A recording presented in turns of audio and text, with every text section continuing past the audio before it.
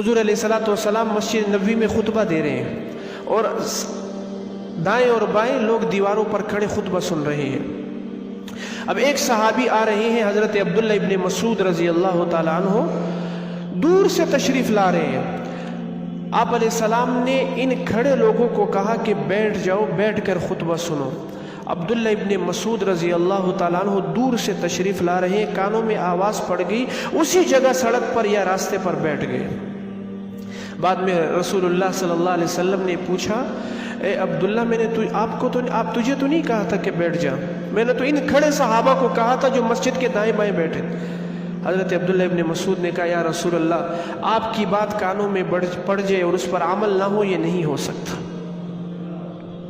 یہ تھی صحابہ کی حضور علیہ الصلوۃ والسلام سے محبت، یہ تھی اور صرف جو ہے وہ عام روٹین کے اندر تو محبت تھی، اتباع تھی، کامل نمونہ بن کر اللہ کے نبی کا دکھایا۔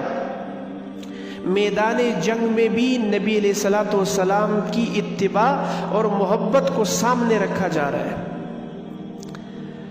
جس جنگ میں میدان جنگ میں تو انسان کو اپنی پڑی ہوتی ہے نا کہ کیا بنے گا، میں کتنے کفار کو جو ہے وہ قتل کروں گا، خود شہید ہوں گا، نہیں۔ حضرت ابو دجانہ رضی اللہ تعالیٰ عنہ صحابی رسول ہے، اللہ کے نبی پر تیروں کی بارش ہو رہی ہے، تیر برس رہے ہیں۔ ابو دجانہ کے دل میں خیال آیا کہ اگر میں تیروں کے سامنے سینہ کرتا ہوں تو نبی کی پیٹھ ہوتی ہے، نبی کے جو ہے وہ پیٹھ جو ہے وہ میرے پیچھے ہوتی ہے، اور اگر میں نبی علیہ الصلوۃ والسلام کے سامنے سینہ کرتا ہوں تو پیٹھ جو ہے وہ نبی علیہ السلام کے پیچھے ہوتی ہے۔ اب کیا طریقہ اختیار کیا کہ میں یہ گستاخی نہیں کر سکتا کہ سینہ دشمن کے سامنے کروں اور نبی کے سامنے پیٹھ کروں، میں اتنا ضرور کر سکتا ہوں کہ سینہ نبی کے سامنے کروں اور پیٹھ دشمن کے سامنے کروں۔ تو کیا کیا، نبی علیہ الصلوۃ والسلام کے سامنے سینہ کر دیا اور پیٹھ جو ہے وہ دشمن کے سامنے کر دی کہ اس پر تیر مارے۔ کامل محبت کا جو انداز ہے وہ ہمیں صحابہ سے ملا ہے، اتباع کا انداز ہمیں صحابہ سے ملا ہے کہ وہ رسول اللہ صلی اللہ علیہ وسلم سے کتنی محبت کرتے تھے، کس درجے کی محبت تھی۔ حضرت عثمان رضی اللہ تعالیٰ عنہ کا واقعہ مشہور ہے۔ صلح حدیبیہ کے اندر جب حضرت حضور علیہ السلام نے حضرت عثمان کو بھیجا تھا مشرکین مکہ کے پاس کہ آپ ان کے ساتھ معاہدہ کر کے آؤ، تو حضرت عثمان گئے اپنے چچا زاد بھائی کے پاس غالباً، اور وہاں سے پھر چونکہ مسلمان اپنے یعنی ٹخنوں کو ننگا کرتے ہیں، ازار کو اونچا کرتے ہیں، عثمان رضی اللہ تعالیٰ نے بھی ایسے کیا۔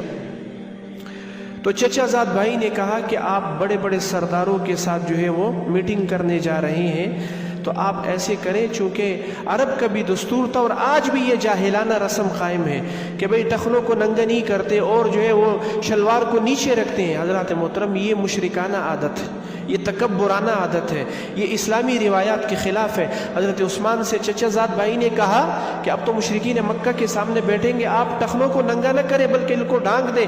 اور عرب کے اندر یہ دستور تھا کہ جس کی شلوار جتنی نیچے ہوتی تھی وہ اتنا بڑا جو ہے وہ سردار شمار کیا جاتا۔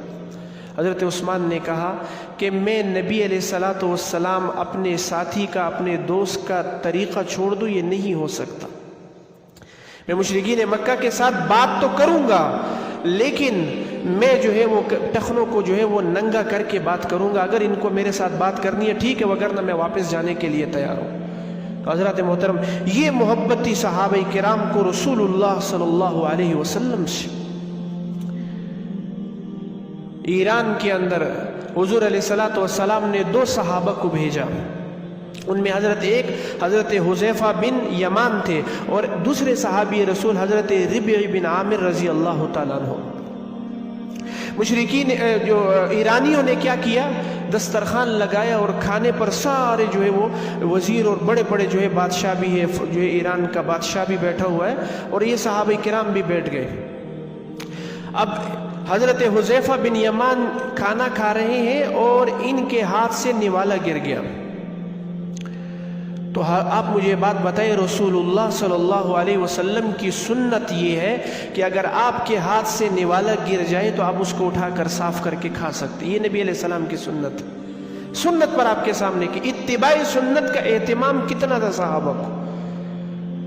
تو نوالا ہاتھ سے گرا اور اسے جو ہے وہ نیچے ہو کر اٹھانے لگے. بعض ساتھ والے صحابی نے کونی ماری کہ کیا کر رہے ہو, بڑے بڑے جو ہے وہ ایران کے بادشاہ بیٹھے ہوئے ہیں. حضرات محترم, جرت ہم نے صحابہ سے سیکھنی ہے, غیرت ہم نے صحابہ سے سیکھنی ہے. اگر صحابہ کو ہم درمیان سے ہٹا دیں تو یاد رکھیں حضرات محترم, ہم جو ہے وہ ہماری کوئی حیثیت, ہم بے حیثیت ہو جائیں گے. حضرت حذیفہ بن یمان نے کہا, جواب کیا, تاریخ رقم جواب دیا, اترک سنتن جو ہے اترک سنت النبی صلی اللہ علیہ وسلم لہؤلاء الحمقاء, کہ کیا میں نبی علیہ الصلوۃ والسلام کی سنت کو چھوڑ دوں ان احمقوں کی وجہ سے؟ ان احمقوں کی وجہ سے میں اپنے حبیب کا جو ہے وہ کی سنت کو چھوڑ دوں؟ یہ نہیں ہو سکتا.